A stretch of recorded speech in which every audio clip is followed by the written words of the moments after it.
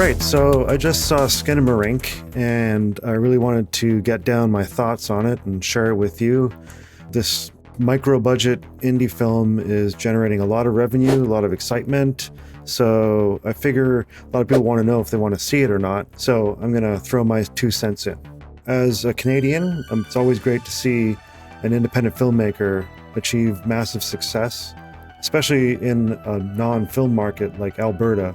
I live in British Columbia, where Vancouver has a burgeoning film scene and special effects scene, as I'm sure most people know. But, not so much in Alberta. Alberta has had a lot of participation in the film industry for a long time, including Superman was shot in Calgary, I believe, Calgary or Edmonton, in the 70s, and it stood in for lots of big sky countries in the US. I think Brokeback Mountain was shot in Alberta, other things like that. And to celebrate a Canadian success, I got a Canadian craft beer here. This is a Stanley Park Trailhopper IPA. It's got trail in the name, and this movie is a huge success because of a trailer, so I'm going with Trailhopper. Let's see what it's like. It's not bad. It's a good little IPA. These Stanley Park beers are super cheap. I think this is about $2 Canadian, so for American viewers, this beer is essentially free. It's actually quite good for the price. It's not damn bad. I definitely recommend this for the price. All right, so moving back to Skinamarink. I saw the trailer at the Rio Theater a few weeks ago, maybe a month ago, and me and my partner were pretty excited to see it. I'm not a big horror movie guy, but I know a good vibe when I see it, and she was very excited to see it, so I was like, okay, that looks scary as hell, but what the hell, let's go see it. So I saw it last night, and I will say, so this is the pre-spoiler, there's no spoilers here. I will say, if you've seen the trailer, you know what to expect. I don't think the movie delivers much beyond that. I will say, if you like grainy visuals and background noise and 1930s cartoons, then you're gonna freaking love this movie. A lot of that in this movie. Me personally, I was a little disappointed that the story didn't seem to flesh out. I read a review where they said that the movie was more like a storyboard looking for a plot, and I would agree with that. It's kind of like an animatic without much animation. And so what I will praise is, I think this is clearly a gifted filmmaker with an eye for eerie visuals and unusual cropping. And the director, Kyle Edward Ball, actually put kind of almost Dogma 95 restrictions on himself, where you couldn't show anybody's face. Everything had to be cropped. There's no soundtrack. So it's interesting, but I would say the experience for me of sitting through the 100-minute movie was a little bit grueling, and you're waiting for a payoff that never truly comes, I don't think. Again, also on the positive, the movie is so obscure that it invites to be pulled apart and thought about. And, I am not a big horror movie guy, and I missed out on the entire found footage era of horror, so maybe aficionados of that will find more to like in this film. And you can read a lot into it, and the film does resemble the fears you have as a child of being left alone, fears of the dark.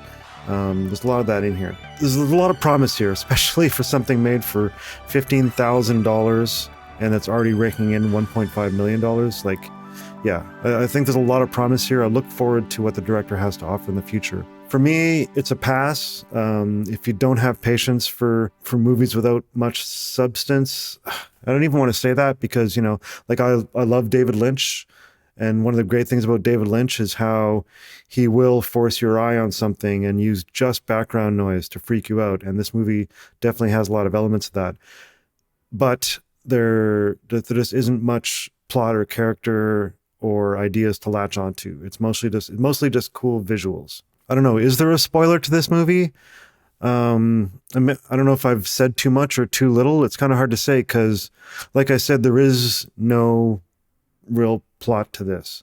There's a premise that I can guess at, but it is so unclear. And every time that he's about to serve up information, and the movie actually has subtitles because the dialogue is so hard to hear sometimes, the director seems to know this, but it's kind of a cool effect. But anyways, as soon as he's about to reveal some information, he immediately yanks it back and goes to something else. And then you watch a cartoon for 10 minutes, or just listen to the sound of a cartoon for 10 minutes. And oh man, I tell you, I really tried my patience. I was in a pretty bad mood by the end of the film. And despite one reviewer saying, how can a movie that only cost $15,000 with no jump scares make this much money? But I'll tell you right now, there are 2 jump scares. They're pretty lame. And yeah, they just don't really help.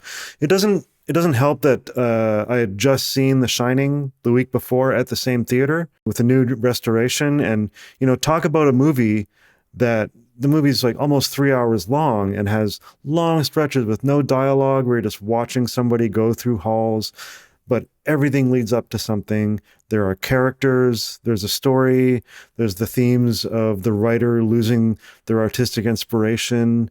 Like the movie, especially when I watched it last time, like it's a whole thematic thing of Stephen King in writer's slump. He has to provide for his family, but he can't think of anything, and he's wasting his time, and all that kind of like self-loathing that comes with it, and the thought of escaping to another place. And you could read it a number of ways, but anyways, the movie is like endlessly fascinating. Doesn't necessarily explain everything whole cloth, but there are real characters and an arc.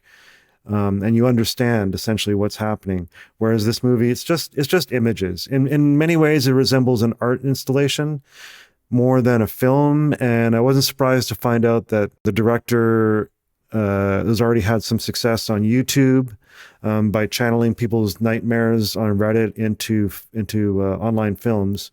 And one of those being one called Heck, which I went back and watched, and it's basically the same movie, more or less. And I like it much better as a short. I think 100 minutes of this is too long. It needed something more to happen. It needs some drive in the plot to keep one's interest, and I just wasn't there for it. So I would say overall, a very promising effort from an exciting new talent. And I'd be very curious to see if their next film, they get a bit of a budget, get some actors, get some dialogue to see what he can do. Hopefully something a bit more. But for me, I would maybe seek out the Heck short online. If you're curious about horror, you might really love it. Promising talent, kind of a dull movie. I'd say I'd rank this beer above the movie. All right. Thanks for watching the first episode of Beer and Movie Reviews. More to come. Stay tuned. Thanks for watching. Bye.